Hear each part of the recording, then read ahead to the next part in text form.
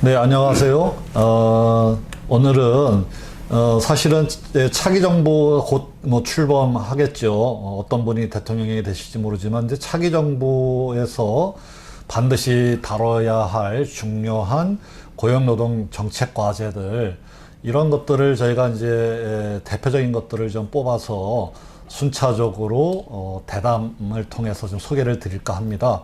그래서 지금 계획상으로는 선거 전에 한 6개 정도의 그런 그 주제들을 다뤄나갈 지금 생각인데요. 오늘 처음 이제 이렇게 시작하는 자리에서는 이른바 이제 정년 연장 또는 뭐 고용 연장, 이 이슈가 이제 첫 번째 주제로 저희가 선택을 한 주제이고요. 다음번에는 이제 청년 일자리 문제, 또 뭐 그 이후에도 계속 뭐 근로기준법의 그런 그 5인 미만 영세사업장 적용 문제 등등 가장 이제 중요한 문제들을 저희가 다뤄나갈 그런 예정입니다. 그래서 오늘 제일 처음으로 이 차기 정부 고용노동정책 과제 중에서 현재도 그렇고 당장 올해 안에 그 정년 연장 문제가 결국은 이제 좀 손을 봐야 되고 뭐 논의를 사실 종결해야 될 그런 과제라 생각해서 이제 선택을 했고요. 김동배 인천대학교 경영대학장님을 모시고 이 고용 연장 또는 정년 연장 이 이슈를 좀 오늘 그 대담을 통해서 다룰 예정인데요. 물론 김동배 교수님 개인의 이 과제에 대한 정책적인 의견도 분명히 있으시고, 또 개인적인 어떤 그런 그 제안 사항도 있으시지만 뭐 한 30% 정도는 개인의 의견을 이제 담아 주시겠지만 한 70%는 저희 취지상 이제 이 이슈가 지금 어떤 상태에 있고 무엇이 핵심적인 그런 그 문제인지, 또 노사 간의 또 이런 갈등 사안인지 이런 이제 정보를 많이 담아서 여러분들께 소개를 드릴까 합니다. 그러면 김동배 교수님 먼저 인사를 좀 해주시죠. 예, 안녕하세요. 인천대학교 경영대학에 있는 김동배입니다. 예, 불러주셔서 감사하고요. 우리 이상훈 원장님 말씀하신 대로 가급적이면 팩트나 정보 중심으로 제가 정리한 범위 내에서 말씀드리도록 하겠습니다. 예, 반갑습니다. 예, 이전에 우리 노사공 TV를 통해서 뭐 김동배 교수님이 이 문제를 한번 다룬 적이 있습니다. 근데 이제 시간도 좀 지났고 또 그 사이에 이 노사정에 모인 이제 경사노위라고 아시죠? 경제사회노동위원회, 거기에서 이 계속고용 문제로, 물론 이제 거기에 정년 연장도 포함된 주제이긴 한데 그런 위원회가 계속 지금 활동을 해왔고, 또 김동배 교수님도 한때는 이제 그 논의에 같이 이제 참여를 하셨던 적도 있고, 또 최근에는 또 뭐 국회 차원 또 이제 정당 차원에서 이거를 이제 입법화하겠다라고 또 이렇게 좀 준비를 하고 있기도 하고요. 그래서 이제 최근에 어떤 논의 상황, 이거를 한번 좀 먼저 정리를 해 주셨으면 좋겠습니다. 네. 뭐 잘 아시는 바처럼 경사노위에서 계속고용 그 위원회를 통해 그 사회적 대화가 쭉 진행되고 있었죠. 그러다가 작년 말 그 사태 이후로 사실상 뭐 노사 당사자가 참석 나가면서 논의는 사실상 좀 중단되었다 봐야 되고요. 지금 아마 엊그제 한국노총도 정리하고 더 이상 논의를 진척하지 말고 정리하자, 차기 정부 때까지 이렇게 입장을 정리한 걸로 알고 있고요.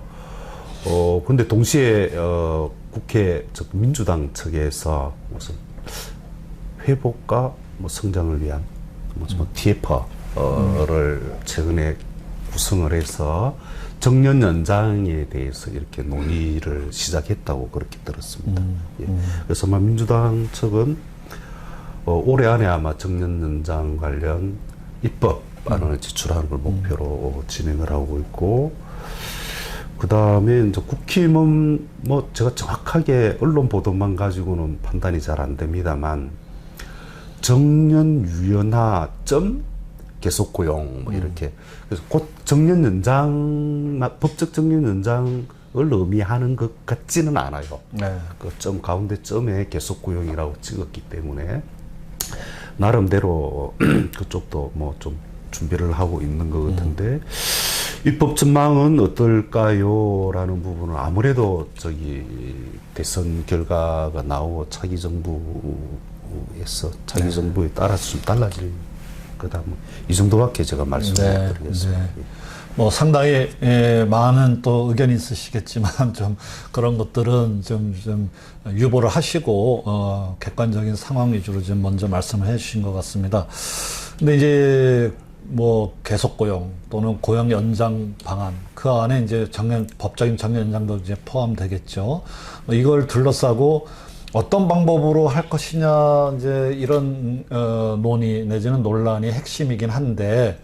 근데 이제 보다 이제 근본적인 문제 제기를 먼저 하시는 분들도 있어요. 뭐냐면은 우리가 이제 뭐 초고령화가 되고 일할 사람도 부족한데 그래서 60세 정년에 묶여 있는 거를 더 풀어서 뭐 65세까지 뭐 가야 된다.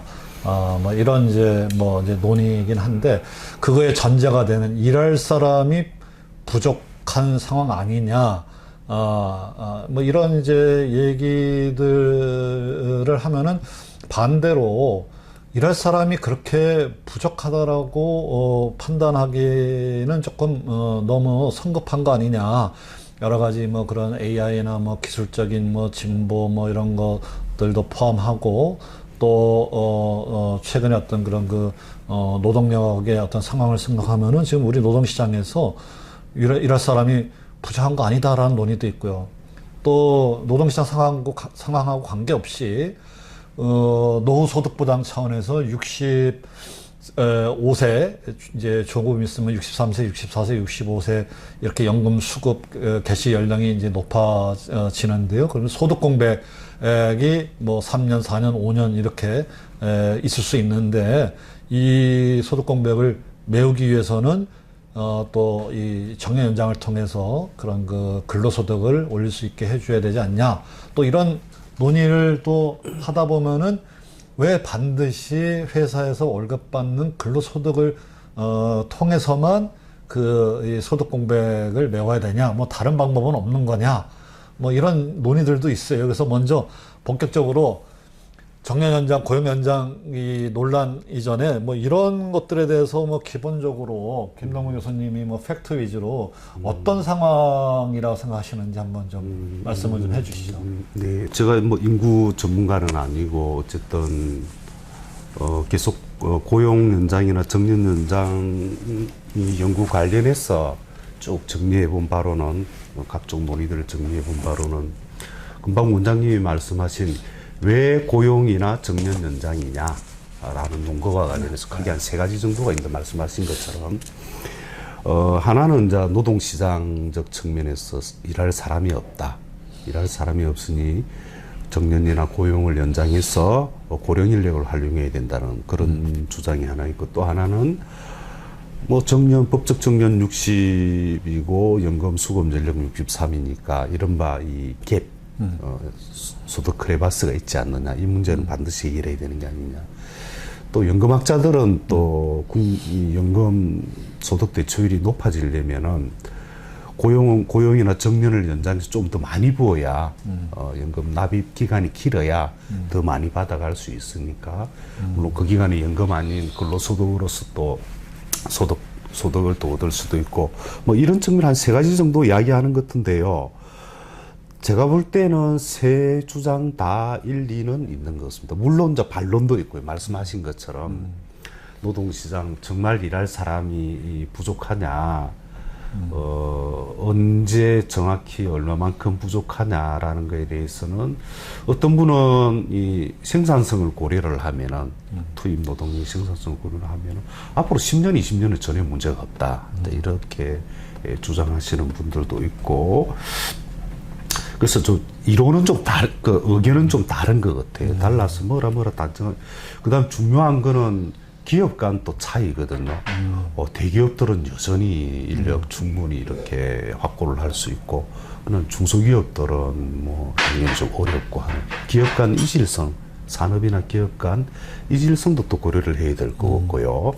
그 다음에 이제 소득 크레바스와 관련해서도 약간의 이견이 좀 있기는 있습니다. 뭐냐 그러면은 우리가 50대의 이 고용률하고 그러면은 법적 정년 이후에는 고용률이 확 떨어져야 되는 게 아니냐 보고 있는데 한 77%에서 4%로 자발적 은퇴를 가정을 하면은 그렇게 많이 떨어지진 않아요. 꽤 많이 떨어지는데 소득 크레바스론에서 과장하는 것만큼 그렇게 많이 떨어지는 않는다라고 볼 수 있거든요. 그래서 그 법적 정년이 60이더라도 뭐 우리가 몸으로 주변에서 다 아는 것처럼 좀 일자리 질은 떨어지지만 일자리를 구하는 사람들이 많거든요. 그렇게 해서 또 이렇게 그런 현상이 있는 것 같고요. 예. 그다음 마지막 뭐 연금 관련은 뭐 말씀 안 드려도 되는데 이들 논의들 중에 어느 게 중요하냐라는 것보다는 좀 종합적으로 봐야 되지 않느냐. 반론들도 있고 이렇기 때문에 예. 좀 그다음 사람들에 따라서는 방점을 더 어디에 둘 것이냐. 사람들마다 좀 다를 것 같습니다. 네. 예, 뭐 종합적으로 또 다각적으로 이 문제를 먼저 좀 짚어주셨는데요. 그러니까 이제 우리가 뭐 법적 정년 뭐 60세 이상 뭐 이렇게 되어 있기도 하지만은 또 뭐 50대 또는 뭐 평균적으로 한 49세, 50세 정도의 주된 일자리에서 일단 이제 퇴직을 하고 그 다음에 뭐 주로 이제 2차적인 노동시장 좀 이전 정규직 일자리보다 뭐 고용 안정이나 소득은 좀 떨어지지만 사람들이 갑자기 집으로 가서 쉬는 게 아니고 여전히 일들을 계속하고 60세 이상 돼도 일들을 하고 그래서 소득이 갑자기 그냥 뭐 낭떠러지로 떨어지는 공백이 생기는 건 아니기 때문에 이 문제를 뭐 60세 이후에 뭐 아주 절망적인 그런 이제 그 상황으로 가정하고 얘기하는 게 조금 무리수일 수도 있다. 뭐 이런 뭐 의견도 좀 소개를 해주셨어요. 물론 이제 김동배 교수님 뭐 개인 뭐 그 입장이라기보다는 그런 이제 지적들도 있고. 근데 이제 핵심은 결국은 정년 연장, 특히 법적 정년 연장을 둘러싼 이제 다툼이나 갈등은 이걸 개별 기업에게 이런 고용의 책임을 계속 물리는 방식으로 정년 연장을 하는 게 맞냐? 뭐 이거일 수 있을 것 같아요. 그래서 이게 사회적으로 또는 노동시장 전체적으로 이 노후의 어떤 소득 보장, 일할 기회 이런 것들을 어떻게 마련해 주냐? 뭐 이런 차원에서 또 논의되어야 될 문제지. 특정 기업들이 이 부담을 온전히 지고 가야 되냐? 뭐 이런 면에서 지금 주로 기업들은 법적인 정년 연장보다는 선택지를 달라. 그래서 이제 고용 연장 방식으로 뭐 이렇게 임금 피크제도 우리가 썼지만은 일단 퇴직하고 나서 재고용할 수 있는 그런 방안도 우리한테 선택할 수 있게끔 해주고 또 어떤 기업은 인재를 놓치지 않기 위해서 정년 연장을 실제로 뭐 할 수도 있고 개별 기업 차원에서 등등의 방법으로 이렇게 적응할 수 있도록 해달라는 게 이제 이른바 이 고용 연장 방식의 다양화를 주장하는 이제 입장이기도 하고요. 또 그거에 반해서 고용 불안이 워낙 심하고 고용 안정성이 약하기 때문에 법적인 정년 연장 방식으로 물론 순차적으로 1년, 2년 이렇게 늘리더라도 그렇게 가야 된다. 이런 또 의견도 분명히 존재를 지금 하고 있는 거고요. 그래서 이 문제가 오늘 대담에 있어서 가장 뭐 핵심적인 문제일 수도 있을 것 같습니다. 그래서 좀 자세하게 지금 이거 좀 정리를 좀 해주시고요. 이 이슈들 그리고 또 거기에 김동배 교수님 또 이제 개인적인 의견도 같이 좀 달아주시죠. 네. 예. 아니 뭐 제 개인적인 의견보다는 예. 금방 말씀하셨는데. 정년 연장이냐 고용 연장이냐를 둘러싼 노사 지금 쟁점 간도 접점 보통 보면은 이게 의견이 다른 첨예하게 대립하는 쟁점이 있으면 어느 정도 접근한 접점도 좀 있게 마련인데 이 이슈는 노사 간의 접점이 잘 형성이 잘 안 되는 것입니다. 비근한 제 경험 말씀드리면은 경사노위 계속고용위원회 할 때 노동조합 측에서는 정년 연장을 논의하지 않으면 우리는 여기 있을 이유가 없다. 정년 연장이 아니면 이렇게 강하게 이제 이렇게 나오고 반면에 이제 경총은 죽어도 안 된다 그거는 정년 연장은 아니고 고용 연장이나 계속 고용이다. 뭐 이런 식으로 쭉 나오니까 접점이 거의 형성이 잘 안 되는 것입니다. 그 말씀하신 것처럼 쟁점은 명확한데요, 그렇게. 그다음 접점이 잘 형성이 잘 안 된다는 거고.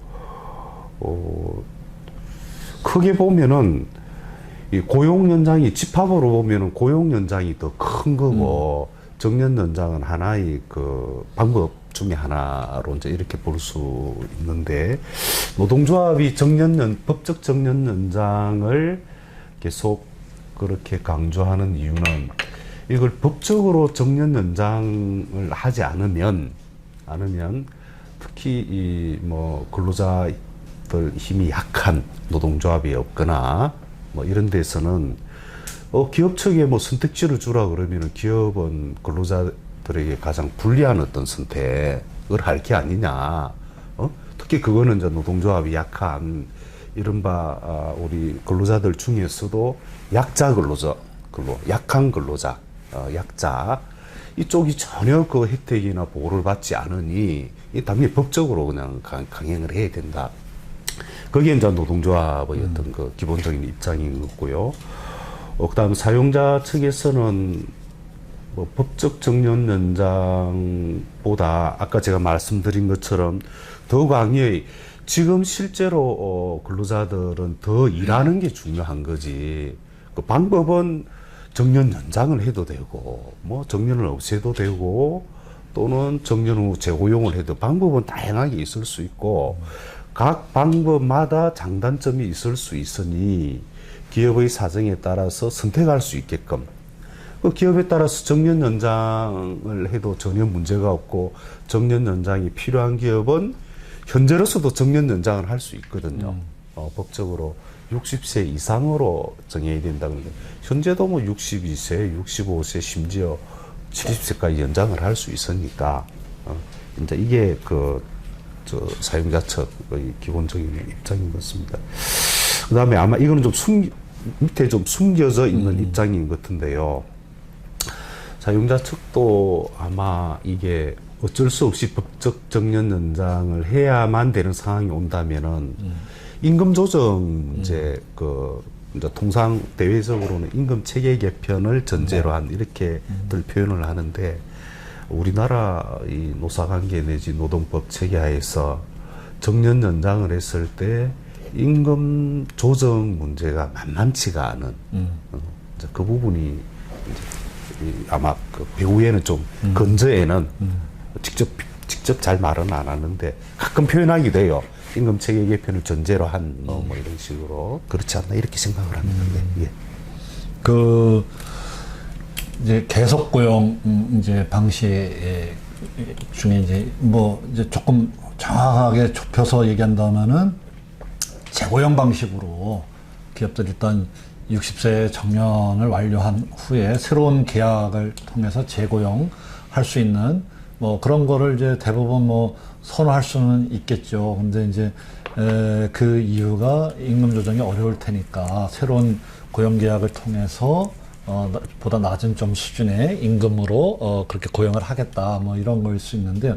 또 하나 이제 조금 짚어봐야 될 문제가 계속 고용식으로 이제 재고용할 때 그러면 모든 기존에 재직했던 근로자들이 거의 뭐 하여튼 자동적으로 다 재고용 기회를 부여받는 거냐? 그러니까 의무적으로 기업들이 재고용이라 하더라도 다 재고용을 해야 되는 거냐? 아니면은 재고용할 수도 있고 뭐 안 할 수도 있고 뭐 이런 어떤 그 선택할 수 있는 자유가 기업들에게 주어지는 거냐. 사실 이 부분이 조금 짚어져야 될 것 같아요. 만약에 이제 그런 제도를 한다고 하면, 만약에 재고용을 하든 법적인 정년 연장하고 비슷한 정년 연장을 하든 정년을 폐지를 하든, 일본식이죠. 이런 세 가지 중에 하나를 반드시 택해야 된다. 그리고 거기에서 예외가 적용돼서는 안 되고, 근로자들은 그 셋 중에 하나의 어떤 그런 그 제도적인 혜택을 봐야 된다. 이렇게 의무적인, 고용 연장의 의무조항, 이런 게 이제 들어간다고 하면은 조금 접점이 좁혀지지 않을까. 근데 지금 많은 분들은 기업들에게 선택할 수 있는 자유를 주면은, 물론 임금을 많이 깎을 수도 있지만은, 재고용 안 될 수도 있는 거 아니냐, 이런 의구심이 있을 것 같아서 이 문제가 현재 논의 중에는 어떻게 지금 진행되고 있는 건지 좀 혹시 정보나 의견을 좀 주시면은. 지금 논의된다기보다는 재고용, 그러니까 정년 퇴직을 일단 하고요. 정년 퇴직을 하고 다시 고용 계약을 체결해서 65면 65세까지 근무하는 이른바 우리 이제 재고용 제도라 그러고, 일본은 이제 이걸 이제 계속 고용 제도라 그러고 있는 게 있는데, 근데 사실은 조금 더 그런 우려들이 틀림없이 있겠죠. 기업이 선택을 해서 어떤 사람은 재고용을 시키고 어떤 사람은 안 시키고 라든지 그런 우려들도 있고, 또 하나의 우려는 너무 근로조건을, 특히 이제 임금을 너무 많이 이렇게 깎아버리는 이런 우려. 그래서 재고용과 관련해서는 두 가지 우려가 있는 것 같아요. 고용 불안과 처우, 너무 가혹한 어떤 임금 삭감, 이 두 가지 이제 우려가 있는 것 같은데, 첫 번째 고용 불안과 관련해서는 사실은 이건 노사가 이 재고용의 취지가 고용을 연장해서 특정 연령까지 고용하게끔 만드는 게 제도의 취지이기 때문에, 사실 원칙상 이게 이제 논란이 될 것 같지는 않고요. 나는 이제 일본에서 이걸 처음 시행할 때 처음에는 사용자 측에 선택지를 좀 줬다가 나중에는 희망자 전원 고용으로 2013년부터 이제 그렇게 의무화가 됐거든요. 그 안에 선택지를 좀 준 거는 저희 나라와 사정은 다르겠습니다만 일종의 적응 기간일 건데, 일본 같은 나라에서는 아마 선택지를 줘도 크게 차이가 없었던 걸로 알고 있습니다. 그 의무화시킨 거하고. 우리나라도 보면은 제가 이제 몇 군데 대기업들 재고용하는 사례들 가서 쭉 보면은 이게 형사 문제가 있다든지 정년 이전이라도 이 퇴직 사유가 있는 그런 경우 아니면, 또는 건강상 도저히 안 되는 본인이, 쉽게 이야기하면은 정년 이전에도 퇴직 사유가 될 만한 경우만 재고용이 안 되지, 다 그냥 희망자들 거의 재고용을 시키고 있더라고요. 지금 이제 문제가 되고 있는 건 오히려 처우 조건. 지금 우리 대기업은 처우 조건도 크게 큰 문제는 없습니다. 물론 정규직하고 비교를 하면은, 우리 현역들하고 비교하니까 내가 좀 많이 떨어졌네 이러는데, 우리나라 노동시장 전체로 보면은 대기업의 임금 수준 한번 생각해 보시면은, 초임이 한 5천 정도 된다 그러면은 한 6, 7천, 복리후생 다 합하면은 한 7천 이렇게 받는 거니까 절대적 수준은 크게 문제가 안 되는 것입니다. 근데 말씀하신 것처럼 고용보다는 이 처우, 임금 부분이 특히 이제 노동조합 힘이 약하다거나 이런 데서는 이 부분을 어떻게 좀 어느 정도는 좀 맞춰줘야 되는지, 이게 이제 갈수록 좀 쟁점이 될 것 같고, 근데 이제 문제는 이제 기업들도 맞춰주고 싶은데 이 지불 능력이 없는 기업들이 있으면, 이럴 때는 아마 정부가 좀 개입을 해야 되지 않을까. 정부가 일반 회계, 고용보험이나 일반 회계를 통해서 삭감된 임금 부분을 어느 정도는 좀 이렇게 보충을 해줘야 되지 않을까, 그렇게 생각합니다. 그래서 재고용에 대한 우려는 노사가 충분히 제도의 취지를 알고 있기 때문에 충분히 이제 협의만 하면은 쉽게 좀 정리가 될 수 있지 않을까, 이렇게 생각을 합니다. 그러니까 우리나라의 이제 노동시장이 이중 구조다. 대기업의 뭐 처우 수준과 중소기업의 처우 수준 비교를 하면은 뭐 일단 나날이 이 격차가 커져갖고 지금 처우 수준 예컨대 뭐 계속 고용이라 하더라도 임금을 어느 정도 좀 조정한다 하더라도 뭐 1억 연봉이 뭐 예컨대 한 7천, 뭐 6천 이렇게까지 뭐 내려올 수도 있겠지만 그게 그래도 노동시장에서 보면 괜찮은 수준의 뭐 임금일 테니까 이게 아주 그렇게 뭐 첨예한 문제가 아닐 수도 있겠다는 생각이 들지만 이제 이걸 중소기업의 경우에 이제 적용해 보면 아까도 임금 이 어떤 뭐 조정분, 삭감분의 일부를 이제 정부나 고용보험 기금 같은 데서 좀 지원을 해서 연착륙 시켜야 된다. 이 취지는 좋지만은 이게 이제 대기업보다는 아마 이제 중소기업 같은 경우에 예컨대 임금 수준이 연봉 뭐 한 5천 수준인데 거기서 이거를 뭐 4천, 3,600만 원 수준으로 내린다 하면 이제 절대 생활비, 생계비에 큰 이제 또 지장이 올 테니까 이걸 좀 어느 정도는 좀 보전해 줘야 되는 거 아니냐, 지원해 줘야 되는 거 아니냐, 뭐 이런 논의일 것 같아요. 그래서 뭐랄까요, 그 처우 수준의 문제는 중소기업 같은 경우에 이제 좀 정부 지원이 어느 정도는 또는 고용보험상의 지원이 좀 필요해야 이거를 제도를 좀 연착륙시키지 않을까 뭐 이제 이런 생각을 하고요. 그 자연스럽게 일본 사례 아까 이제 잠깐 소개 말씀드렸지만 뭐 우리가 실질적으로 우리 노동시장 상황하고 가장 이제 유사점도 있고 또 이 고령화의 그 경험을 먼저 좀 하기도 했고 또 이런 그 계속 고용의 문제 이걸 가지고서 먼저 제도 개선을 또 이룬 적이 있고 그래서 일본이 뭐 좋으나 싫으나 우리가 지금 집중적으로 봐야 될 그런 이제 벤치마킹 대상인데요. 뭐 혹시 일본 사례의 중요한 어떤 특징과 더불어 우리가 반드시 좀 염두에 둬야 될 어떤 시사점 이런 걸 좀 다시 한번 말씀을 좀 해주시죠. 일본 사례는 아마 그 대외적으로도 제가 아마 오래전에도 외국 그 논문이나 이런 걸 보면은 성공적인 어떤 고용 정책으로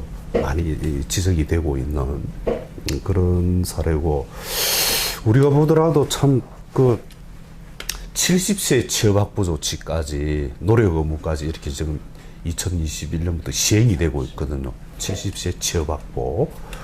참 그 좀 부러운 나라인데 특징 중에 하나가 여전히 민간 부분은 법적 정년은 60세로 딱 묶여져 있습니다. 더 이상 안 하는데 이미 뭐 65세 고용 확보는 뭐 다 거의 성공했다. 70세로 가는 이런 이게 아마 가장 큰 어떤 가장 큰 어떤 특징이 아닐까. 그 다음에 성공했다는 거, 이 두 가지가 아닐까라는 생각이 들고요. 그렇게 한 데는 법적 정년은 그대로 두더라도 나머지는 이제 기업들인데 선택지를 준 거죠. 선택지를. 야, 너네 정년을 연장할 수 있으면 연장해라.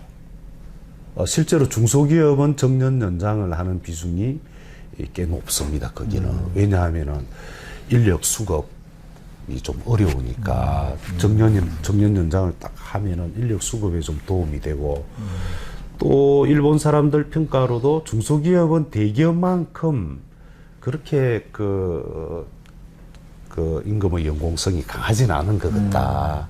이런 게 있고 옛날에 제가 일본 가서 한번 이렇게 인터뷰를 해보니까 중소기업 이 사용자들이 평생을 우리 회사를 위해서 이렇게 고생하고 헌신을 했는데 내가 정년 연장이라는 보답을 통해서라도 좀 뭐 그런 어떤 어떻게 보면 좀 가족적, 가부장적 이런 어떤 그 정서나 분위기도 좀 있는가 봐요.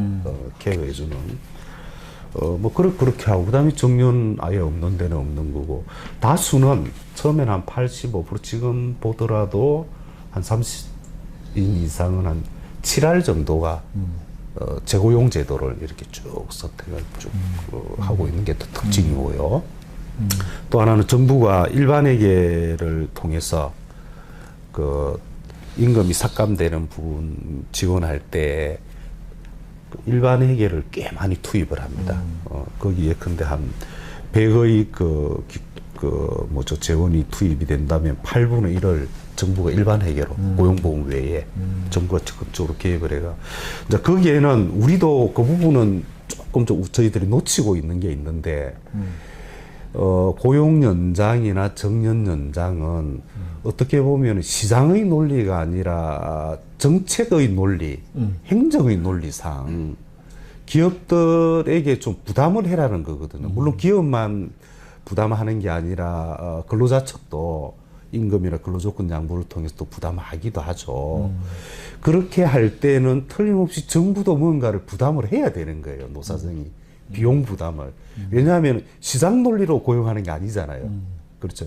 그 기업들 중에는 뭐 전혀 정년 연장이 필요 없는 기업들도 있고 뭐 이런 기업들도 있을 건데 고용 연장이나 그 부분은 좀 우리 정부도 아마 그건 뭐 잘 알고 있겠죠. 그래서 정부도 적극적으로 좀 비용 분담에 좀 동참을 해야 되는 그 정도가 특징인데, 또 하나 이제 원장님 말씀하셨는데 저희들이 차이점도 있거든요. 네. 일본과 우리의 차이점도 잘 봐야 될 것 같아요. 그래서 이 분야 토론을 하다 보면은 자, 일본처럼 그러니까 지금 정부에서 계속 주장하고 있는 계속 고용 제도, 즉 세 가지 선택지를 두면은 과연 일본처럼 성공 모델이 나올 거냐, 성공한 그 어떤 고령자 고용 정책 이라고 할 수 있느냐라고 할 때 차이점 세 가지를 저희들이 잘 보고 신중하게 좀 현명하게 어떤 이 정책을 설계할 필요가 있는데, 가장 큰 차이점이 노사관계 차이점입니다. 일본의 노동조합은 정년 연장을 주장하지 않았습니다. 지금까지도. 두 번째, 노동법 차이인데, 뭐 잘 아시는 것처럼 일본은 취업규칙을 불이익하게 변경해도 이 사회적 합리성이 있으면 인정이 됩니다. 우리는 사회적 합리성 범위가 완전히 대법원에서 완전히 이제 사라졌다 보면 되겠죠, 지금. 그 다음에 이 부분도 아마 우리나라와는 달리 일본에서 고용 연장을 하면서 청년 고용 문제가 이렇게 문제로 부각되는 걸 별로 못 봤거든요. 근데 우리나라는 이 청년 고용 문제가 좀 심각하잖아요. 요런 노사관계, 노동법, 노동시장의 여건이 물론 일본하고 우리는 참 비슷하고 닮았다 그러는데 막상 조금 깊게 들어가 보면은 특히 정년 고용 연장과 관련해서는 이런 차이점도 있다. 요 변수들을 우리가 어떻게 잘 감안하고 배려해가지고 정말 어떤 성공하는 모델을 짤 것이냐, 이제 이거는 좀 과제로 이제 보입니다. 우리나라에서. 그러니까 일본 사례 얘기할 때 우리하고 이렇게 차이가 나는 이제 세 가지 제도적인 또는 이제 어떤 시장 상황, 이걸 좀 지적해 주시는 거 보니까 이게 참 쉬운 문제가 아니겠다. 일본이 이렇게 성공적으로 했으니까 우리도 분명히 잘만 하면은 그냥 따라갈 수 있을 거야. 이게 될 문제가 아니고 우리 나름대로의 어떤 결단과 어떤 타협이 있지 않고서는 이 길이 자연스럽게 주어진 어떤 해법은 없겠다. 그런 또 갑자기 이제 경각심을 갖게 되는데, 여기서 이제 청년고용제 말씀하셨어요. 그래서 결국은 그 정년 연장 얘기가 나왔을 때 뭐 현재 이제 노동시장에 들어와 있는 재직하고 있는 뭐 근로자들의 이해관계도 있지만, 특히 뭐 이제 여러 가지 이제 임금 수준의 유지라든지 이런 게 있지만, 가장 많은 논의 내지는 우려는 청년 고용을 위축시키는 거 아니냐. 특히 이제 대기업 공공 부분 이런 쪽에서 청년이 지금 들어가기도 어렵고 신규 채용도 거의 지금 많이 제한되어 있는 상황 하에서 이게 청년들의 미래를 이게 막는 거 아니냐.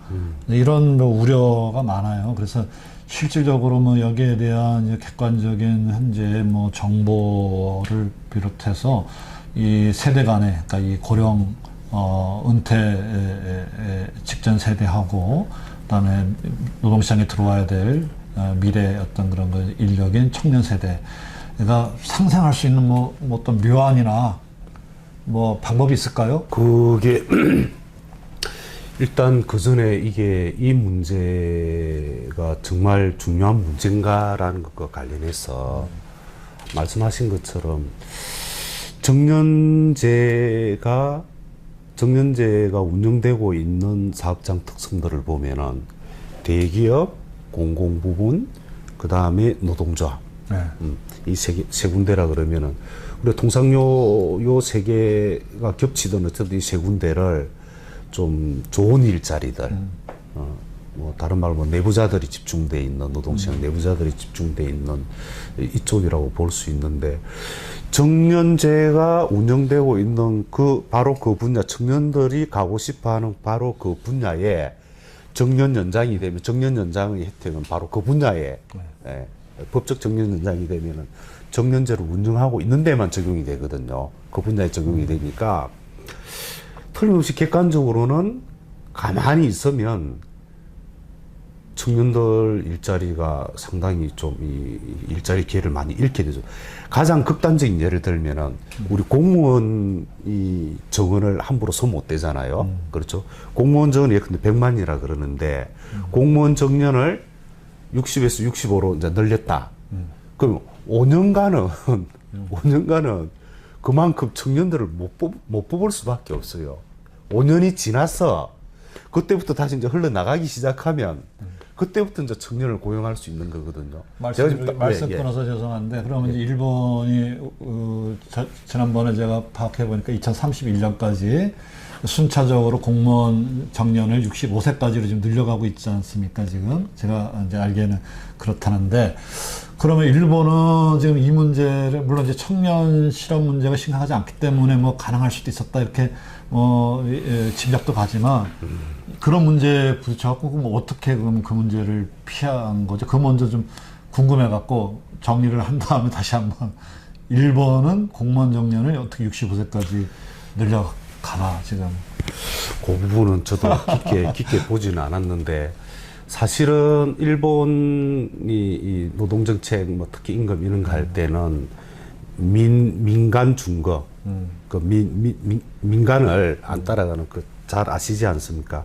일본 공무원 임금 인상할 때 인사원에서 민간 그 임금 그 직종 직급별 임금 조사를 다 합니다. 예컨대 공무원 국장급에 해당되는 애들, 뭐 공무원 뭐 주무에 해당되는 다 조사해가지고 거기에 거의 맞게끔 이렇게 이제 임금 인상을 하고 임금 조정을 하고 그래서 민간 준거의 원칙 이게 강해가지고 실제로 거의 얼마 전에야 이제 이 됐잖아 공무원 그 정년 연장을 했듯이 그래서 다들 좀 깜짝 놀랐죠. 아니 일본 정부가 민간이 안 하고 있는 걸 정년 연장을 할 때는 그간의 일본 정부의 행태를 볼 때 좀 뭐 특이한 상황이 발생한 건 아니냐. 이렇게 저도 생각을 그 중에 아마 큰 이유 중에 하나가 기존의 일본 공무원들도 재고용 제도를 하고 있었어요. 계속 고용 제도를. 근데 그게 실효성이 없다, 별 효과가 없다라는 비판이 오래전부터 있어 왔거든요. 그 부분하고 또 하나가 뭐 잘 아시는 것처럼 이거는 제 추측입니다. 제가 정확하게 연구한 건 아니고 제가 볼 때 왜 그랬느냐, 일본 정부가 공무원 정년을 왜 했느냐를 볼 때 일본은 공무원 연금이나 일단 민간 기업의 그 연금이 통일됐잖아요. 네. 그러면서 사실은 우수 인재들이 공무원 기피 현상이 되게 심했거든요. 아마 공무원 인력 수급 문제가 심각하지 않았을까. 이건 이제 제 짐작이고 정확하게는 뭐 좀 더 연구를 해봐야 될 거지만 뭐 저도 충분히 지금 네네. 공감할 수 있을 만한 말씀을 해주셨어요. 맞아요. 그 공사연금도 통합돼 있고 네, 또 이 민간에 유사한 직무나 어떤 경력에 대비해서 공무원 처우가 월등하지 않도록 뭔가 좀 이렇게 균질화하는 쪽으로 나가서 공무원만 법적으로 65세로 가더라도 이게 현재 민간의 뭐 노동시장이나 이제 관련 제도를 교란시키거나 위축시키지 않고 오히려 우수 인재들이 이 공무원으로 안 오는 문제를 해결하기 위해서도 뭐 그러지 않았을까 뭐 이런 정도로 이제 예, 정리를 해주신 것 같고 저도 공감이 되고 그래서 이제 다시 돌아가서 우리의 이제 공공 부문 이제 대기업 부문 여기에 있어가지고 청년 고용하고의 문제를 어떻게 좀 해소해 나가야 될지.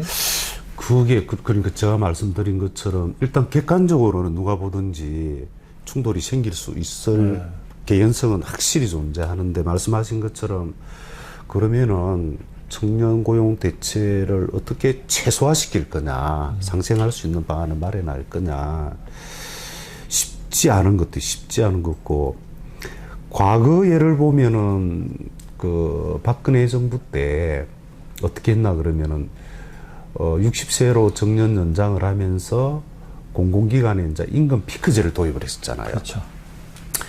근데 그 임금 피크제를 도입을 해서 고용이 연장되는 사람들은 고용이 연장되는 사람들하고 그 다음에 연장되는 사람이 두 사람이 있다, 한 사람이 있다 그러면은 한 사람을 더 채용할 수 있을 만큼의 그 돈이 나오게끔 임금을 깎은 거예요.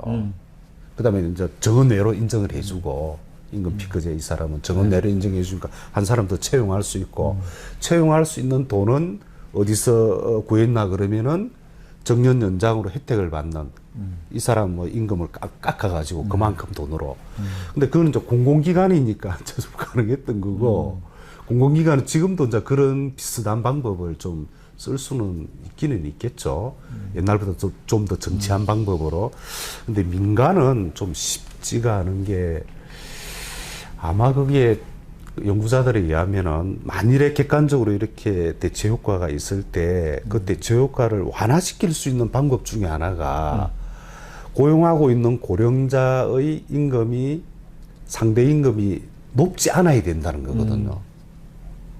예컨대 고용하고 있는 고령자 임금이 뭐 청년의 한 2배다, 청년 신입 사원의 2배 정도 된다. 이렇게 되면은 예컨대 2명을 채용할 여력이 없어지는 거예요. 청년은. 적응과는 무관하게 이제 인건비 차원에서 보면. 근데 이게 비슷하다, 청년하고. 그러면 1명을 채용할 여력이 없어지는 거잖아요. 더 낮으면은 또 뭐 플러스로 더 할 수도 있고. 아까 그 공공기관 그 예처럼. 그래서 좀 일자리는 유지를 하되 정년 연장이 되든 고용 연장이 되든 그 고령 인력들의 임금 조정이 좀 합리적으로 되면은 청년 고용의 여력, 물론 이건 순수 이제 인건비 차원에서입니다. 비용 부담 차원에서 여력은 좀 증가할 수 있으니까 이제 이런 거는 좀 생각을 할 수 있을 것 같고, 또 하나 이제 가장 중요한 거는 뭐 이건 좀 이 주제를 벗어나는 건데, 청년이 좋아하는 일자리를 정부가 뭐 경제 정책을 통해서 많이 만들어내야 되지 않겠습니까? 그러니까 기존 뭐 일자리 뭐 이제 뭐 공무원 되는 것도 있고 대기업에 들어가는 것도 있고 이런 걸 이제 주로 이제 선호할 테지만 청년들의 이제 취업 기회를 뭐 요새 많이 얘기하는 뭐 스타트업도 지원을 하고 또 어쨌든 뭐 그게 중소기업 부문에 뭐 새로운 어떤 그런 그 업종, 직종 이런 것들을 우리가 산업을 육성해서 청년들이 이제 새롭게 거기 진출할 수 있도록 좀 그런 노력도 물론 해야 되지만 기존 대기업 공공 부분에 있어가지고 청년 문제는 결국은 일종의 정년 연장을 법적으로 했을 경우에 당분간 경합관계에 있다라는 거를 부정할 수는 없고, 그러면은 법적으로 만약에 정년 연장을 만약 시도를 한다고 하면은 반드시 임금 조정이 될 수 있게끔 하지 않으면은 이게 청년들의 뭐 일자리에 부정적인 영향은 피하기가 좀 어려울 것 같다.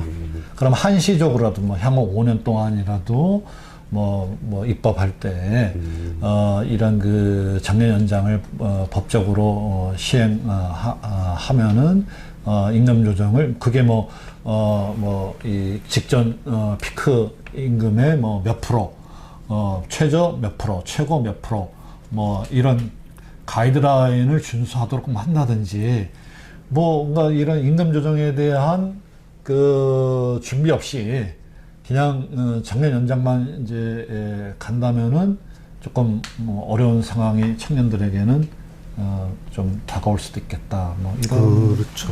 의견이신 거죠. 그렇죠. 만일에 법적 정년 연장을 한다면은 특히 이제 또 그렇죠. 임금 조정의 여지가 많이 적어지니까 특별한 조치들이 그런 취해져야 면에서 되죠. 김동배 교수님은 그러면 법적 정년장으로 바로 가기보다는 고용 연장 방식으로 거기에 뭐 재고용도 있을 수 있고 기업들이 선택하면은 정년 연장을 할 수도 있고 뭐 이런 다양성을 주면서 가야 된다 뭐 이런 입장을 가지고 계신 걸로 알고 있는데 맞습니까? 예, 맞습니다. 맞습니다. 맞는데 이제 지금 고민은 이게 이제 일본의 성공 모델인데 아까 말씀드렸던 것처럼 이게 정말 꼼꼼히 따져보면은 핵심적인 정책의 성공에 영향을 미치는 핵심 변수들이 다 다르잖아요. 그래서 이거 좀 신중하게 접근해야 되지 않느냐. 그러나 일률적 법적 정년 연장은 저는 좀 대단히 우려스러운 게 여러 가지 부작용들을 낳는 아까 예를 들면은 과거 우리가 2013년 법 개정하고 2016년에서 2017년 단계적으로 60세로 연장을 하지 않았습니까? 그때는 사실 임팩트가 크진 않았습니다. 평균 정년이 그때 근 57.8, 한 2.2년 연장됐거든요. 그 정년이 있는데, 이리 됐는데도 그 당시 나타났던 문제점들을 한번 보시면은 임금 조정했던 임금 피크제, 도대체 임금 피크제를 임금 삭감을 설득시킬 수 있는 사용자가 아무도 없었고, 왜냐하면 어떤 근거로 임금을 삭감하느냐 없었거든요. 그다음에 그 모든 기업이 임금 피크제 도입한 특히 삭감률이 높았던 때는 도입 때부터 끝까지 분쟁 이슈였답니다. 그래서 뭐 삭감률을 좀 낮추고 삭감 기간을 줄이고 뭐 끝까지 왔대. 끝까지 가고 최악의 경우에는 저기 법원까지 가고 있지 않았습니까? 그 문제 같은 거 법적 정년을 할 때. 또 하나는 뭐 연구자들에 따라서 다르긴 다른데 그거는 사실인 것 같습니다. 정년 연장을 하면서 다른 연령 계층의 고용에 부정적인 영향을 미쳤다. 근데 지금까지 청년 고용에 이제 집중을 했었는데 꼭 청년이 아니더라도 중간허리라도 그거는 상식적으로 안 하거든요. 기업의 어떤 기업이 예컨대 성장하지 않는다라고 가정을 하면 단순하게 인력이 늘어나는 만큼 특정 기간에는 다른 데서 그렇잖아요. 그건 뭐 상식적으로 당연한 거고. 그 다음에 하나가 잘 보셔야 될 게 이건 앞으로 이제 정책 입안하실 때 정책 입안자들이 이 부분 잘 봐야 되는데 기업은 정부가 시킨다고 시키는 대로 하질 않습니다. 기업도 합리적인 선택자예요. 그래서 중요한 게 기업이 수용할 수 있는 어느 정도 이런 어떤 정책을 개발하지 않으면은 우리 과거 정년 연장할 때 계속 지적됐던 게 법 시행 전에 이미 정리해버립니다. 그래서 오히려 확 줄었다 이런 이야기들 많이 했잖아요. 왜냐하면 기업도 합리적으로 이제 행동을 하기 때문에 또는 뭐 이거는 이론으로도 유명한 이론인데 상징적 동조. 어쩔 수 없이 해야 된다면 하는 척만 하는 거예요. 실질적으로는 안 하고. 그 우리 사회학의 그 제도화 이론에서 유명한 그 이론 아닙니까? 그래서 이게 노도 사도 다 어떤 받아들일 수 있는 만큼 수용 가능한 이런 정책을 좀 펴야 되지 않을까. 그거하고 가장 가까운 게 제가 볼 때는 일본처럼 어떤 사정에 맞는 기업 노사의 이 특수한 사정들이 다를 때 사정에 맞는 선택지를 주는 뭐 정년을 연장할 수 있으면 하고 힘들면 고용 연장을 하고 아예 이상적으로 사실 정년 없는 정년 폐지를 하든 선택지를 주는 게 가장 좀 합리적이지 않을까 그렇게 생각하고 있습니다. 네. 그러니까 일본에서 이제 뭐 이 고용 연장과 관련해 가지고 정부의 어떤 정책적, 법적 어떤 그런 이니셔티브도 굉장히 중요하고 기업들이 거기에 잘 따르는 것처럼 이렇게 결과가 나타났지만 정부도 물론 이제 자민당이 거기는 이제 장기 집권을 하고 있으니까, 정부 여당도 기업들의 그 사정, 상황이 어느 정도 이렇게 될 만한 것들을 입법하고 제도를 도입하지 먼저 도입하고 따라와라 이렇게 일방적으로 하지 않았다라는 이제 일본적인 그런 뭐 장점이죠. 일본 사람들의 그런 장점인데 우리도 이런 중요한 제도 변화를 꾀할 때에 반드시 유의할 필요가 있겠다. 뭐 이제 저도 이제 그렇게 생각을 하고요. 마지막으로 아까 이제 정부 얘기도 좀 나왔지만은 그게 법적인 정년 연장으로 가든 또는 그 고용 연장 방식으로 가든 간에 이런 그 제도 변화를 할 때 정부가 특별하게 무엇을 유의해서 좀 해야 되고 또 지원으로 뭐가 필요하겠다 뭐 이런 아이디어나 뭐 제안이 있으신지요? 만일에 법적 정년 연장을 한다면은 정부가 좀 마련해야 될, 정부가 가장 중점적으로 추진해야 될 게 임금 관련 어떤 법제도 정비인 것 같습니다. 임금 관련 법제도. 그럼 최소한 이 정년이 연장되는 근로자, 정년이나 고용이 연장되는 근로자에 한해서는 정규직은 빼고 그 전까지는 빼고요.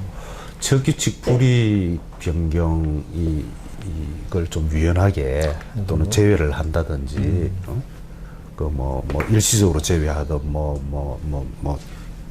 항상 제외하든 어떤 그 부분이 없으면은 아까 말씀드렸던 청년 고용의 부정적 영향이나 기업의 어떤 여력도 문제가 되겠죠.